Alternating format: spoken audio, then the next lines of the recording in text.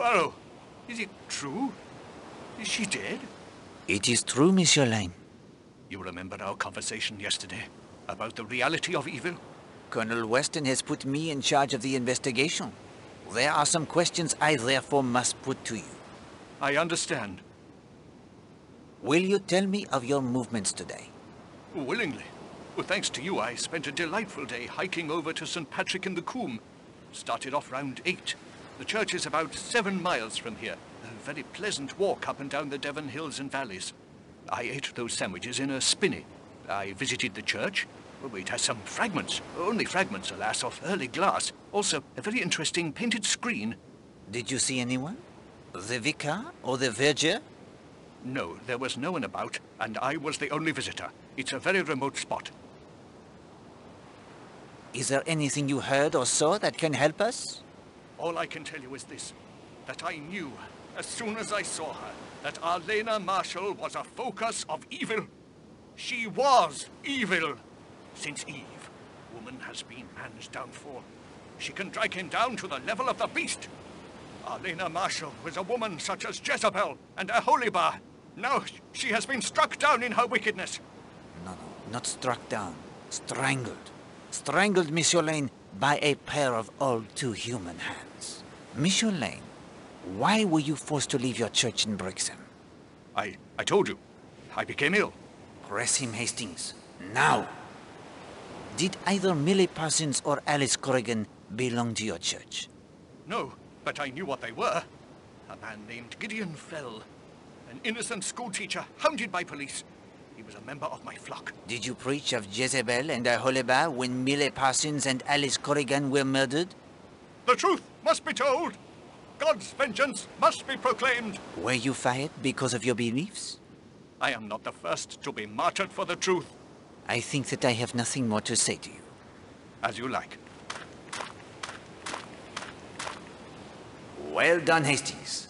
I think that if Monsieur Lane wishes to see the true nature of evil, he need only gaze into his own mirror.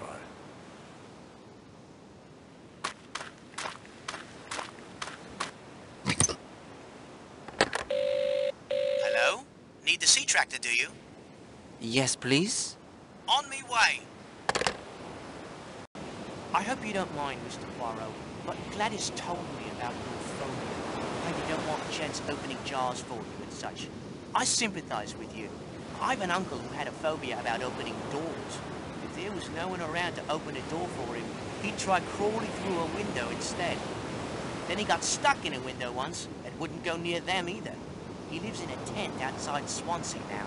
Bitter cold some nights, but he seems happy at last.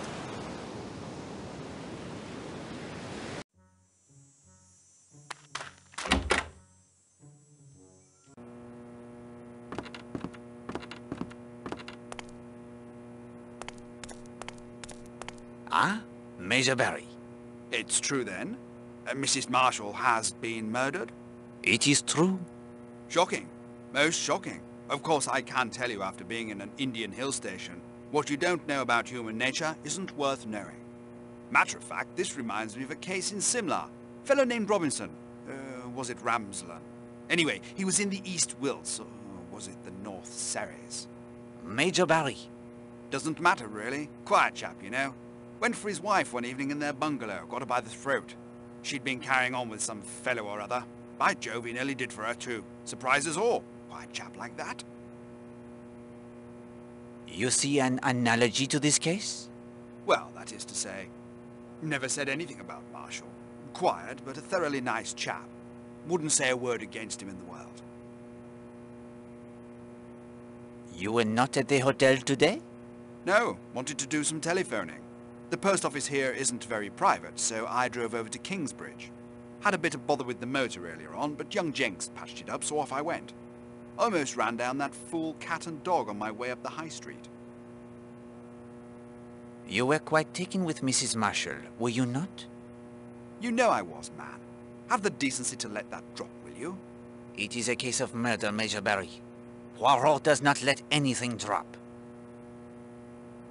What time did you leave? Just before 10. What time did you return? Only just now. The drive? It is that long? Well, no. Bit embarrassing for an old campaigner like me, but I got lost. These confounded lanes, twisting and turning all over the place. Damn confusing part of the world. Did you speak to anyone in Kingsbridge? Want me to prove an alibi, eh? Saw about 50,000 people in Kingsbridge, but that's not to say they'll remember seeing me. Was there anything else? Can you think of anything else? Nothing. I'm out of it. Right out of it. My motor car is running like new, Mr. Jenks. Thank you. My pleasure, Major. Thanks to you, Mr. Poirot. I found a winch handle for you. What do you want with a winch if you haven't a sailboat? One must start somewhere, my friend.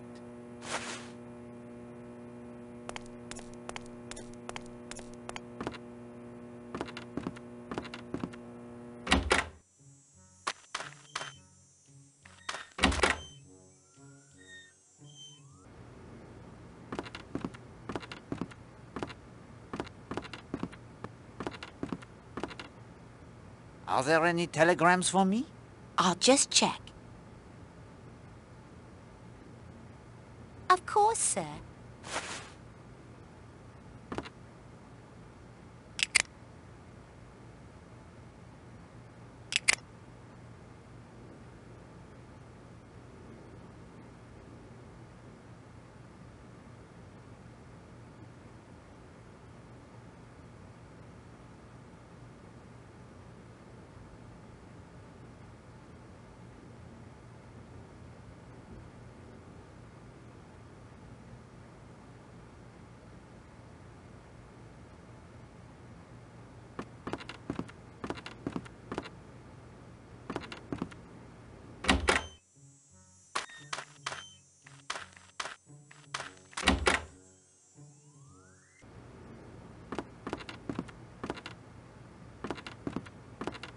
Ah, there you are, Poirot. What can I do for you? Do you have the background checks on the suspects? Yes, here they are.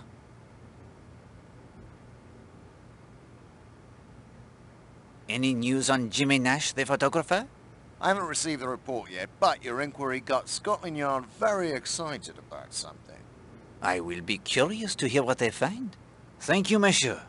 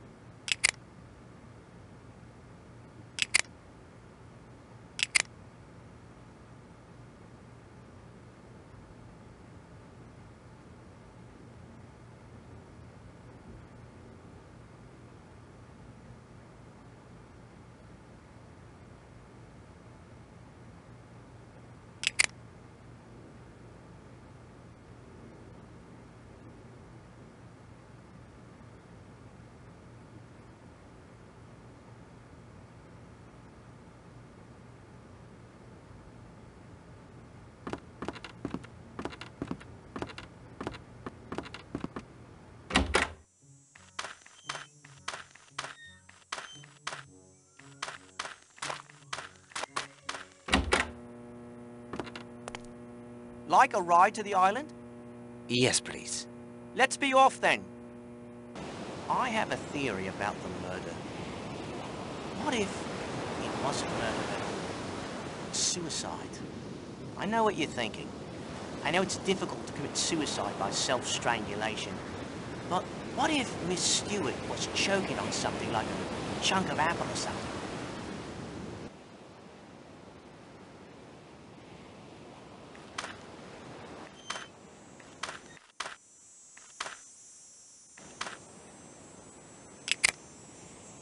From the hotel to Cutter's Cove, it is 25 minutes.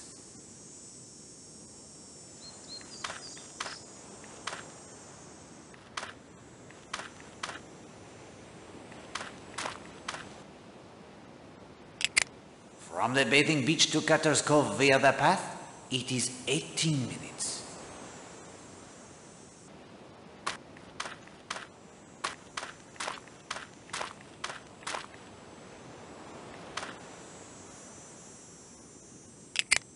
From the ledges to Cutter's Cove, it is 6 minutes.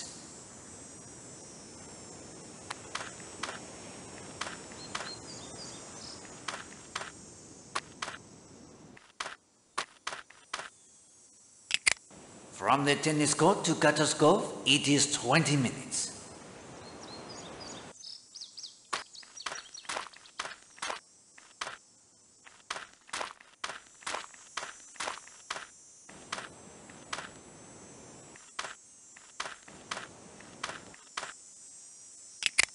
From the monastery ruins to Cutter's Cove, it is 12 minutes.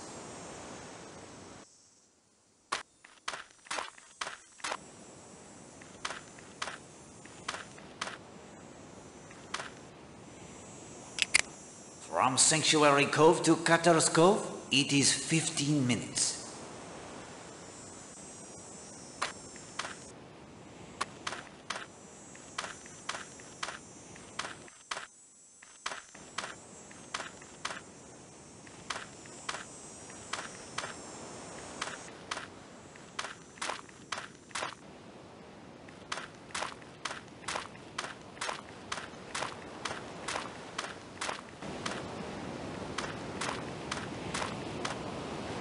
Can you row me to Cutter's Cove?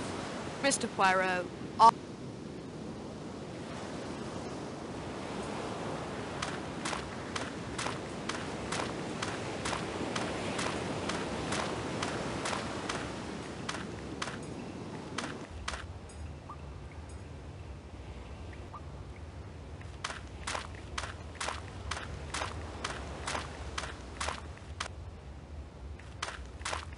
Hello, this seaweed wasn't here before.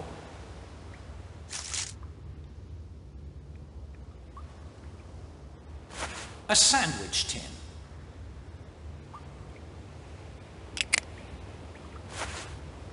Good Lord. You must taste it, of course, Hastings.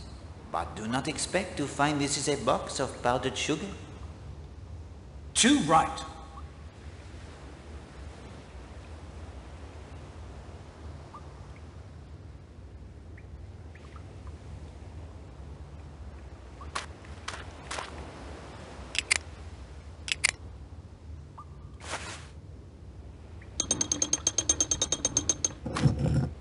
A hidden passage.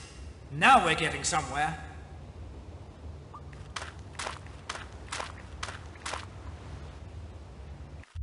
For heaven's sake, it looks like an army has marched through here. Poirot, the invasion. I think not, Hastings. These are not the footprints of many men, but of one man only, passing here many times.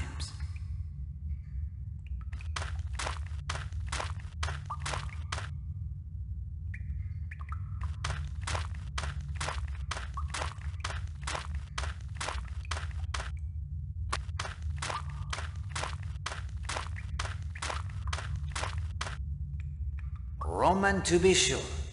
Just think of the history these stones have seen, Hastings.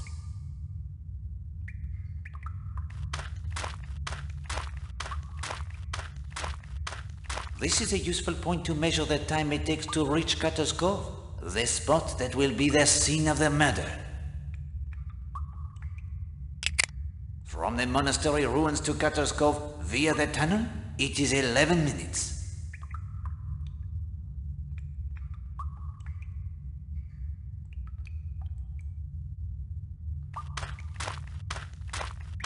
A Roman column dating to the 1st century.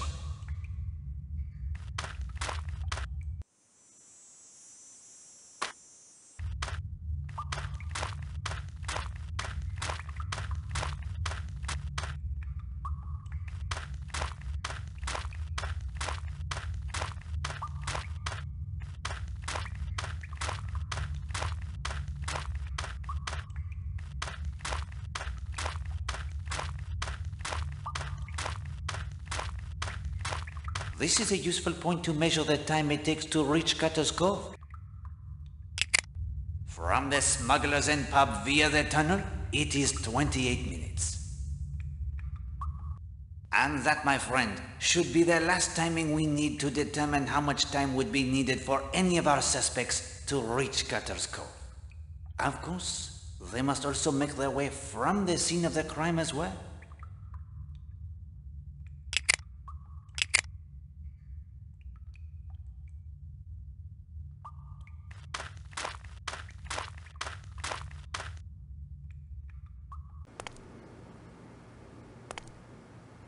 Hello, another compass. This wasn't here before. And it's smashed. No good at all anymore. A stroke of luck, that. It will make things easier in the end.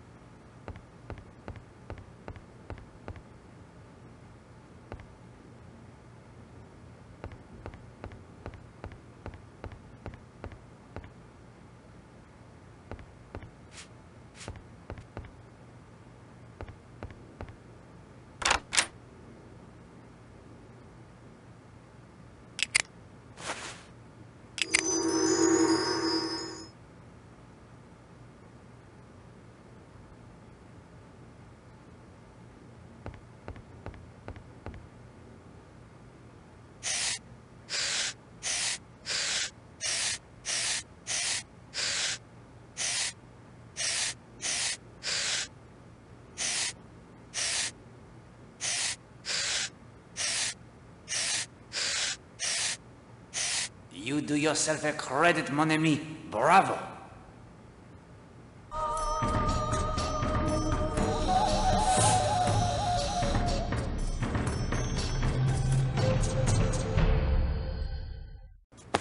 A discovery of significant importance.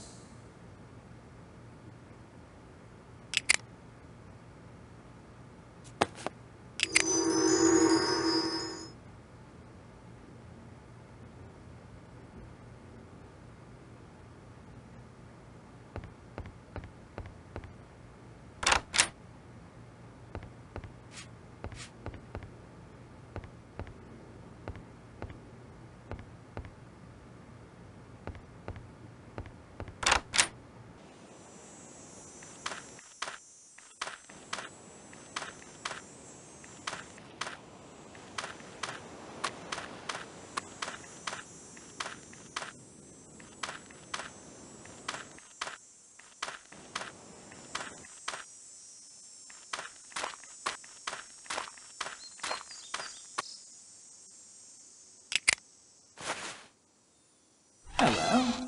What have we here? Mrs. Castle's wire recorder. I'd almost forgotten about that.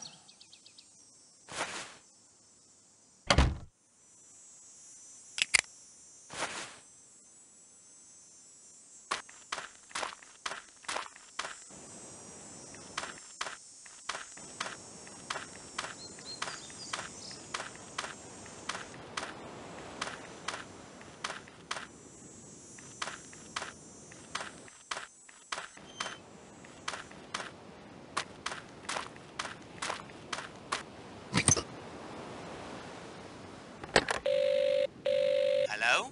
Need the seat? Yes, please? On me way. What a lot of police going back and forth. I guess it's true then. The murder's been done. I heard it was that actress lady, Arlena Stewart, who died. Good to have that Colonel Weston in charge. He'll soon get to the bottom of things. And I brought over Dr. Neasden as well.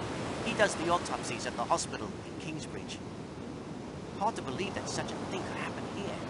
I don't think there's been a death on the island since Tom Cutter was hung 3 centuries ago.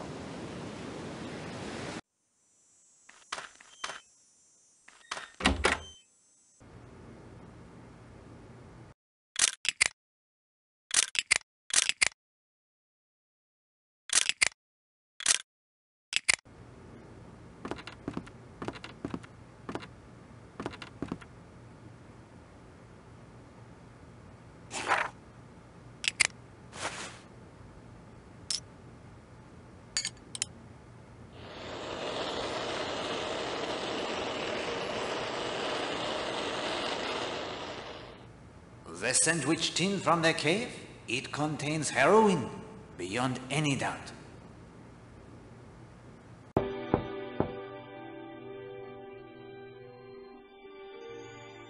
Linda? Linda?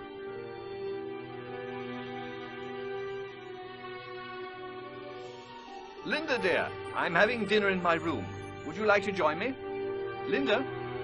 Linda?